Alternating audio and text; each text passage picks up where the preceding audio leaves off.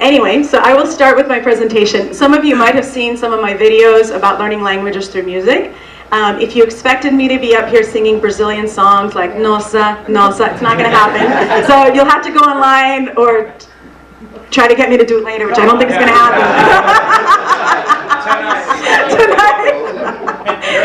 I know somebody over here who really likes the Nossa Nossa song, also his daughter, so we can have a whole karaoke going. So I'm actually here to talk about something more serious, and it's about endangered languages, which is what Richard just talked about. So there are about 6,000 languages that exist in the world. In the next century, half of them will be gone, unless we do something to keep them alive, and most governments don't care. It's quite possible that some of you have grandparents who speak an endangered language or spoke an endangered language and you're not aware of it. In the United States, we have many Native American languages. All throughout the Americas, they're native languages, which will soon be gone. I'll show you later a map of the endangered languages areas in the world. And you might not think of it that you might have an endangered language, but in Europe, there are quite a few. And we'll talk about that. So I'm going to talk about how to use music and technology to keep these languages alive. So I will talk a little bit about the role of music in language learning. So there's a neurologist, believe me, I almost went to this conference in New York about this neurologist, Oliver Sacks. He's from the UK. He practices neurology in the United States. Has anybody seen the movie Awakenings? Okay. Yeah. Okay. So this is the neurologist played by Robin Williams in the movie, except Robin Williams doesn't speak in British English in the movie, but Oliver Sacks is from the UK. So he wrote a book called Musicophilia about the effect of music on the brain. And as a neurologist, he noticed that his patients who had strokes, who couldn't talk anymore, would react to music. They could sing along, they could dance. There was something about music that awoke something almost primal inside of them, that in a way that language could not work. And what he explained in his book is that music affects more parts of our brain than language does. So if you remember something to a song, like some of you might remember the Nossa Nossa song, right? But you didn't remember what time you're supposed to get here this morning until you had to reread the schedule. The reason is because if Richard had created a song to tell you how to get here, by the way, it was kind of hard to find this place. If he had created a music video with like, pictures, Benny could have helped out or somebody else, I bet I would not have gotten lost, but that's not your fault. It was because of my own directional issues, right? So, music, you will remember something to a song much more so than you will remember something if you read it or if you hear it. And even if you think you're tone deaf and you can't sing, every person has music abilities. I have a friend who's deaf, and she used the flute, and it helped her to actually learn English. She's from Germany. I've met other people who are partially deaf who also can react to music. So when I read his book, actually I listened to it as an audiobook, I thought maybe this is one of the reasons I'm able to learn languages so well, because I listen to languages as though they're music. So I lived here in Hungary before, and if you've noticed with Hungarian, some of you I noticed right last night, the emphasis on each word is at the first syllable. So even though Hungarian grammar is extremely difficult, and that was a very diplomatic way of saying it, to learn the melody of Hungarian is actually not that hard, because unlike in English where you don't know where the emphasis is in the word, in Hungarian it's always at the beginning. And so I remember picking up on the musicality of Hungarian when I lived here. And then what I understood from Dr. Sacks is that I listen to languages, before I learn the words, I listen to the musicality of the language and I pick up on the intonation and the emphasis. And then I learned the vocabulary and the grammar. But songs also help me learn grammar. And I'll explain that a little bit later with the explanation. So I wrote a book called Languages Music, or Idiomas Música in Spanish, about that. So these are the endangered language hotspots in the world. This comes from, I think I got this from National Geographic or from UNESCO.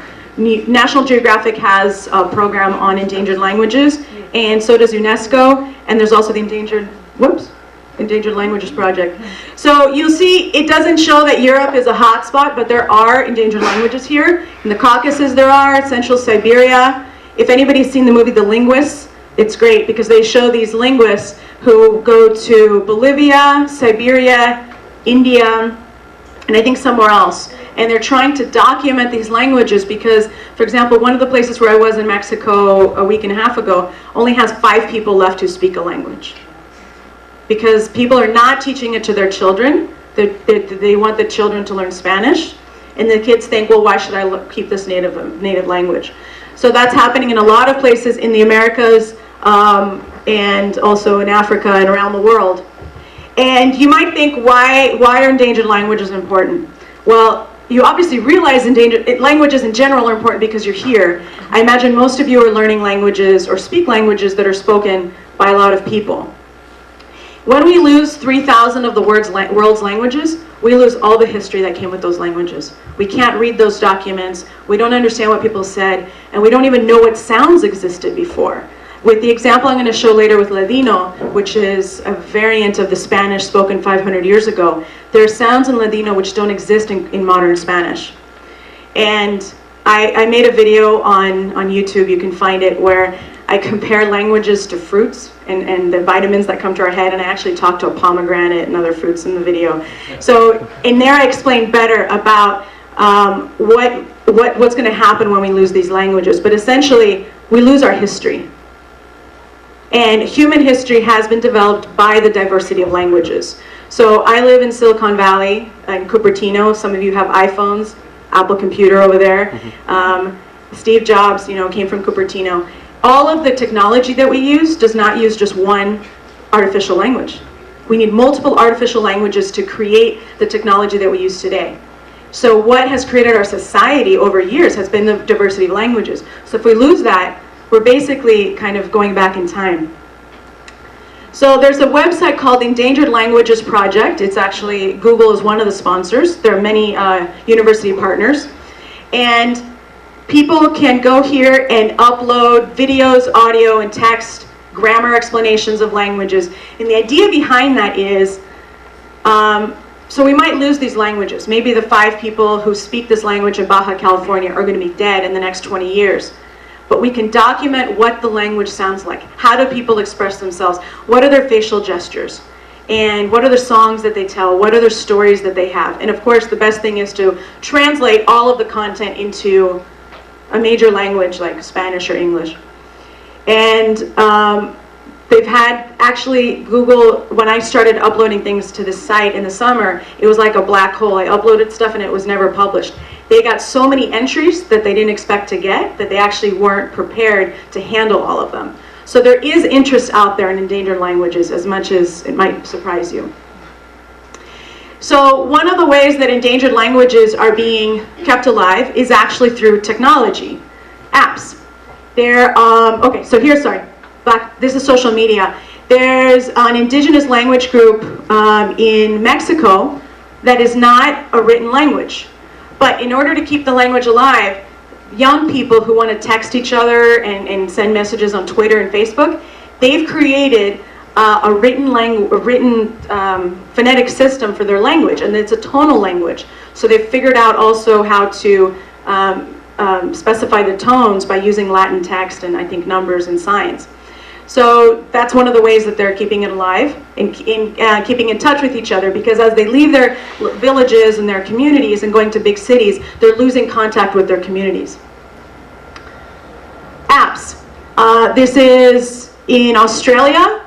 There was a phone app used to kind of create this movement to keep this Aboriginal language alive, so young people could know the language of their ancestors. In the United States, there was recently a conference, I think in Las Vegas, where an app developer was working with the Native American tribes around the United States to document how people were speaking, get a vocabulary list, get audio, and create this into an app so young people could use it, because the truth is, who's going to want to read a book? They want to do something that's interactive on the on their phones. And music. Okay, so now we're back to music, which is why I'm here. there's these guys in southern Chile, and they create rap music in a mix of, I think it's called huiliche, in Spanish, and I'm going to play a little bit of it. By the way, how many people in here speak Spanish? Please raise your hands. Oh, a good amount. Okay. So, I'm sorry, it has no subtitles, and since I don't speak huiliche, I couldn't subtitle that either. So, it's an interesting song because they're talking about the loss of their language. And they're talking about how young people would much rather learn English so they can earn money, kind of selling themselves to foreigners. Because there's obviously a lot of foreign investment, especially in the mining industry in Chile. And they want to keep their language from dying. So it's going to take me a second to get the video ready. It's up a little bit. No, it's actually open down there. We just have to, if you can just escape. It's over here. Is this the video? No, I thought it was this one. Oh, you got it. It's that one on the right. Yeah. Oh, no, not that one. Yeah. Hermano querido, de tu soñada esperanza, que en nuestra tierra hay confianza, que volverá nuestra alegría. como viene el alba y el día, Ese rubio y gran Señor sobre la cordillera fría. extiende su rayo al sol. No queremos tiranía, Mucho menos opresión. queremos una nación libre, su soberanía, Que viva la tierra mía. y el pueblo trabajador Abajo los traidores que venden que venden a mi nación. Sí, Futanehuen. una vez más, representando Indómito Weichafe. Quiñe Epuquila, Esta es mi creencia. herencia de guerreros legendarios conocidos como defensores de la madre tierra. Ñuque Mapu, aquí estamos. Hoy vengo a levantar mi puño en alto y decir que al huilliche represento con mi canto y dar vida a la historia escrita con sangre de nuestros araucanos, Lautaro, Colo, Cau, Policán y por Chiloé como lo fue Huenteo y Lincomán. Y hoy lanzó mis lanzas que dirigidas al Wincabán. Sí, soy huilliche, no me avergüenzo de mi raza. Trabajando día a día para llevar el pan a casa. Sé que cansa, pero no me cansaré hasta llegar a mis raíces. Donde vengo, escucha esta letra y verás lo que te digo. Luego analiza, tú eres moreno, pero si intentas ser winca tendrás que pintar tu cara con una tiza. Si no te simpatiza, yo soy el hinche en tu patio Isa. Quiñe Epuquila, Presiona la flecha y la lanza tira, Quiñe Epuquila. presiona la flecha y la lanza tira. Quiñe Epuquila. Okay, so if you caught some of the Spanish, they're talking about how, they're basically selling themselves off and they're not keeping their language. They have other videos as well. And actually I think this was posted by National Geographic from the Enduring Voices project, which is sponsored by National Geographic. I think that's where I found it. Unfortunately, there are no subtitles. I wish there were, because then we would know exactly what they're saying in their language. But this is an example of how young people who are cognizant of the fact that they're losing their language are finding new ways to engage other people in the language, and by doing it as a mix of Spanish, obviously the language that is most common in Chile, and their native tongue. I am really passionate about an endangered language called Ladino. Those of you from Italy, this is not the Ladino that's spoken in some of the mountains in Italy. This is another language. Unfortunately, this language has multiple names, so people get confused. It is basically 15th century Spanish that has some Turkish words, Greek words, Arabic words, French words. Third Spanish speaking before World War II. Most people don't know that. I've met many Greek people who don't know that. It's quite surprising. And Bulgaria in World War... Is anybody here from Bulgaria? Yeah. Good, okay. So the king of Bulgaria actually protected his Jewish population, and that's why Bulgaria still has some Ladino speakers, more so than in other parts of the Balkans. And Turkey at the time during World War II was officially neutral, so its Spanish-speaking population was not decimated in the Holocaust. So you still have these small pockets of populations, very small because this is an endangered language, who speak this 15th century Spanish. And my connection to this is I used to live in Bosnia. I worked there several years after the war. And I met when I first got to Bosnia, I couldn't speak the language. I can understand a little since Russian is my first language, but I couldn't speak it.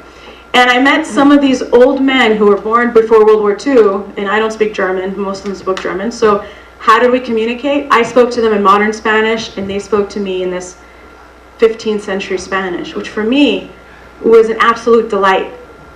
because they use words that I had never heard in modern Spanish, but I knew from Italian or Portuguese. Like they'll say fazer instead of hacer, laborar, like from Italian. There's sounds like the je sound. It's not, they say mujer, not mujer. It's not rosa for rose, it's rosa.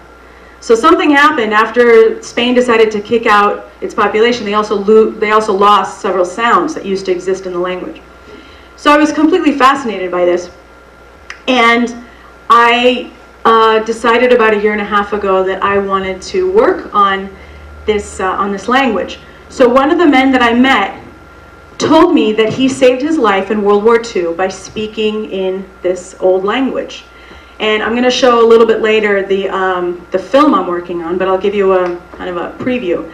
So his name is Maurice, or Mauricio, and in 1941, he was 11 years old. His family, along with many other Jewish families, was sent on trains to concentration camps, Auschwitz or Jasenovac. He was able to escape from the train at night in November, and if anyone has ever been to Yugoslavia in November at night, you know it's very cold. And he was able to escape from the train, and he met an Italian colonel. At the time, Italy was allied with the Nazis, and there were Italian troops in Yugoslavia. So he met this Italian colonel at night, and he needed help from the Italian colonel to escape from the area where the train was. And he needed to escape to a partisan area. The partisans were the kind of grassroots resistance to the Nazis. How do you think he spoke to the Italian colonel? The Italian colonel didn't speak German, didn't speak Serbo-Croatian. It was Ladino. It was close enough. Those of you who speak Spanish or speak Italian, you know that you can understand a fairly basic amount of each of the languages if you speak one.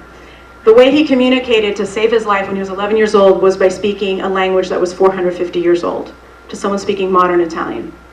And the Italian colonel took him to a partisan area where Morris basically, at the age of 11, joined the partisans. He changed his name to a Christian name, and he saved his life.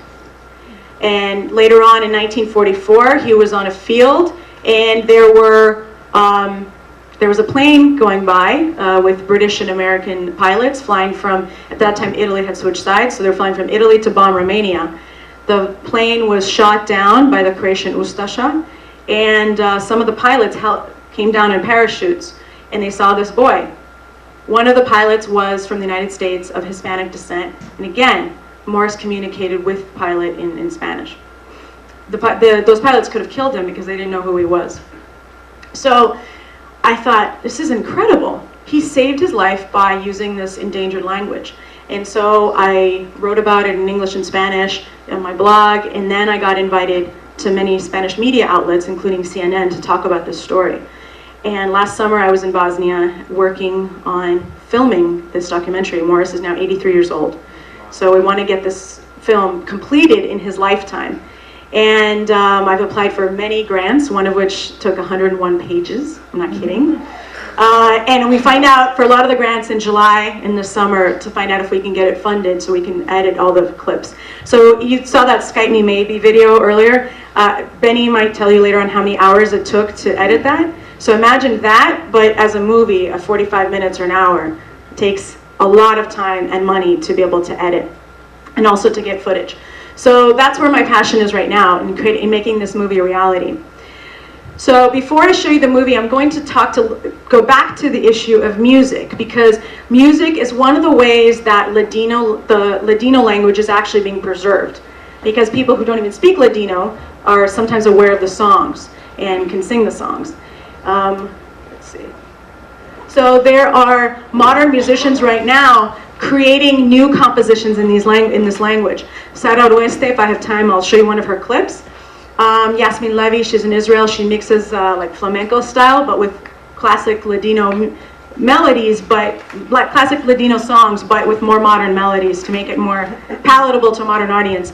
Kat Para, she's in California. She does the same. And my friend Montserrat Franco, who's from Paraguay, she also sings in this language. How much time do I have, by the way? You're okay. I'm okay? Yeah, I'll kick you off the stage in a minute. I'm not good at gymnastics, so if you expect me to like do turns and stuff, it's not going to happen. So, all right. So I said I wasn't going to sing Nosa Nosa, but I'm going to sing a little part of a Ladino song so I can explain to you how to use music to learn grammar and also to learn pronunciation. Those of you who speak Spanish can probably understand most of this text. Si la mar era de leche, los barquitos de canela, yo me mancharía entera por salvar mi bandiera. Si la mar era de leche, yo me haría un pescador, pescaría las mis dolores con palábricas de amor. So, you got it. If the ocean were made of milk and the boats of cinnamon, I would cover myself completely to save my flag. If the ocean were of milk, I would become fisherman, and I would fish out all of my pains with words of love. So, I know you're like, why is she singing this? It's such a weird song, but this is a classic Ladino melody. So those of you who speak Spanish, you're probably like, oh, that's weird. They say, por salvar mi bandiera. It should just be, por salvar mi bandiera. But in Ladino, because this is how Spanish was spoken 500 years ago, in order, it's like in Italian, right? You'd say, you'd say bandiera. And here you say, la mi bandiera, my flag, which is not the way you'd say it in modern Spanish. I actually didn't learn that construction in a book. I figured out the construction because of the song. Finally, like a year after I'd already started learning Ladino, somebody pointed out this grammatical structure to me, that you say, my flag. Now, with pronunciation, it's not pescador, it's pescador. There's a sh sound in 15th century Spanish. And there, let's see. I'll sing it so you can hear how it sounds. Now remember, I'm only on a few hours of sleep, so don't have high expectations, okay? Si la mar era de leche, los barquitos de canela, yo me mancharía entera por salvar mi bandiera. Si la mar era de leche, yo me haría un pescador, pescaría las mis dolores con palábricas de amor. There you go.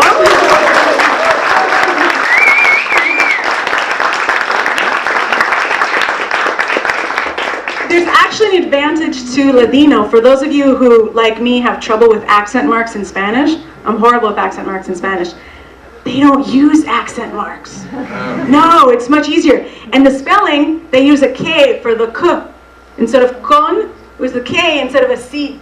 In palábricas, would be with the K, like little words of love. There's another song, it's called Adiós Querida, which is a very famous song.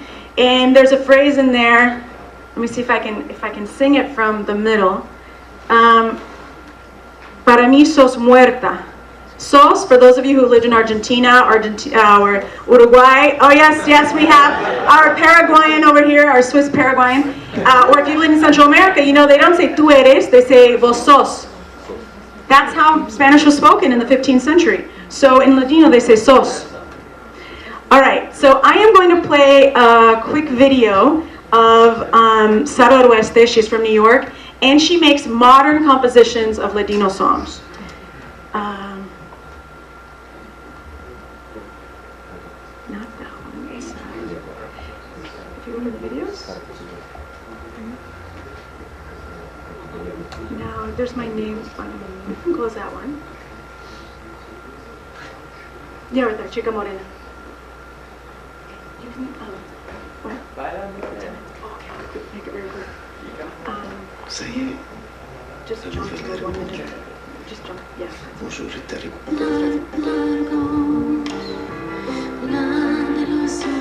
Can you guys hear? Yeah, okay.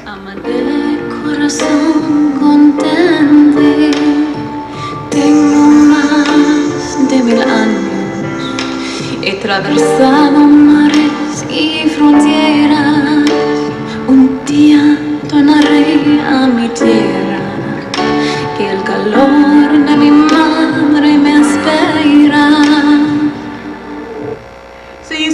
those of you who speak Spanish, okay, she did use an accent, but you don't have to. For those of us who are lazy like myself, instead of espera, it's aspera, aspera. So some of the words you can understand, obviously, from Spanish, but some of the words are new because, for example, instead of saying domingo for Sunday, they say alhad, which comes from Arabic. They don't say leer, they say meldar. Meldar comes from the Hebrew word to read. And there are other words that come from Turkish. For all the modern stuff, like for televisions and computers, those obviously didn't exist in the 15th century in Spain. So they have to use modern words, many of which come from Turkish. So I only have about 9 minutes left. And did you get the other video? I'm going to show you the movie that I'm working on. This is just a demo, and this is what we've been using to apply for funds. So it gives you a hint of the movie. This one, yeah.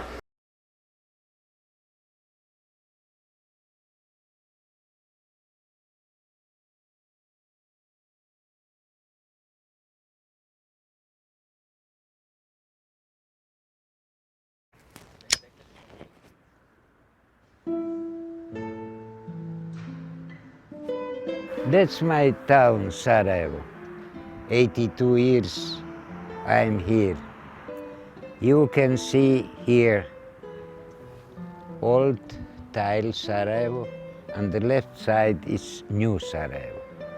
Sarajevo is one little Jerusalem, you know, Jerusalem, little Jerusalem. All religions live together.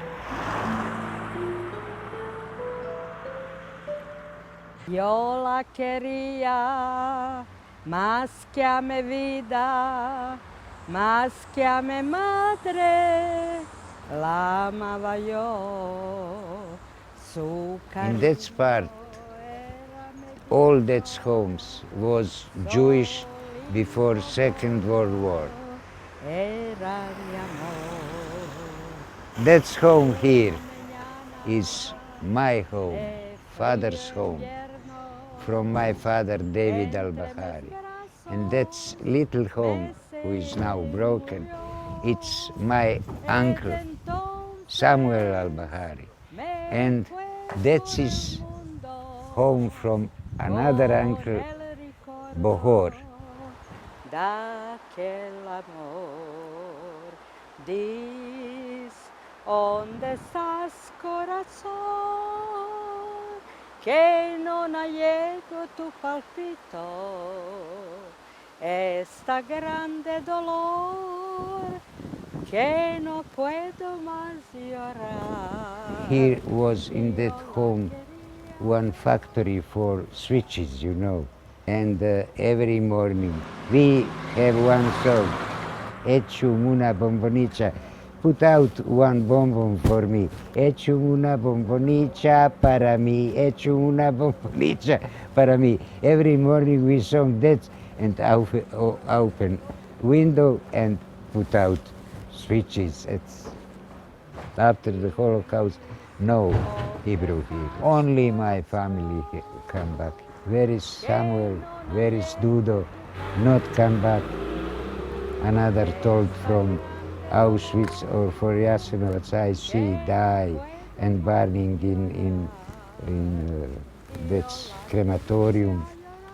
Maybe we are happy because alive Second World War, but unlucky because we must every day cry for dead people. Too much memories, but I want to forget all, you know.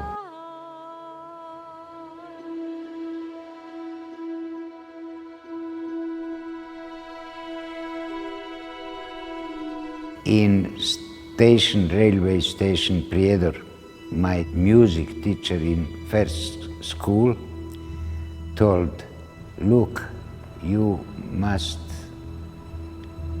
leave that transport and your family and give one iron, you know, to my father. When you be in night, open stick in train and leave that transport because you be killed. First leave I. My father open stick in wagon. After that, my teacher told, here is Italian lorry, one colonnello. Take me and transport in Italian region, where is not Ustascia. I speak in Ladino with him, but Ladino Italiano è vicin, very simile. Tu sei libero, agora tu sei free. I was alone. I don't know where is my father, where is my mother.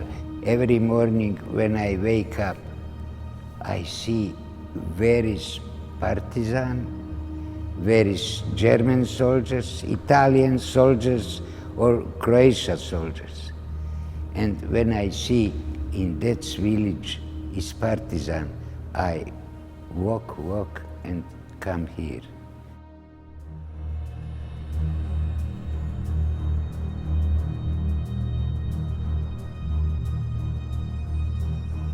Ladino saved my life in war.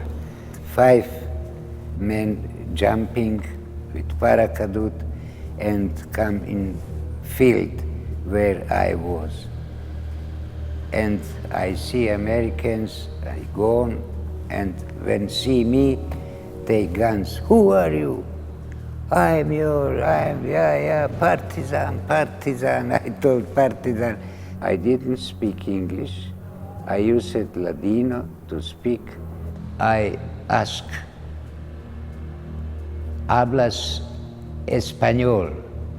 The Hispanic pilots in their groups. That was my only way to communicate. ¿Cómo hablas en español? Hablo porque yo soy sefardim. Lo que es esto sefardim? Non sabes nada. Lo que es esto sefardim? Esto es una parte di hebreos dopo la Inquisición que escapada en Turquía. Por 20 kilómetros habemos una comanda partisana. 5 equipages from Halifax, with me gone in Ribnik, and after that with transport gone to seaside in the Adriatic Sea and gone to with ship in Bari. 2.5 years, I don't know where is my mother, where is father. After, when it's finished war, I take it for partisan gymnasium, you know. Father know where I am and come here and call me. And you know, I visit my father and father told, how are you? Good. Papa. Sí, mi hijo, sono vivo. ¿Dónde está madre? I cry father and cry me.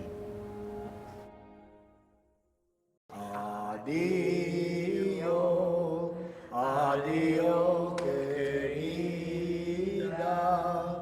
toda la mi vida me amargaste tú. Adio, adio querida, no quiero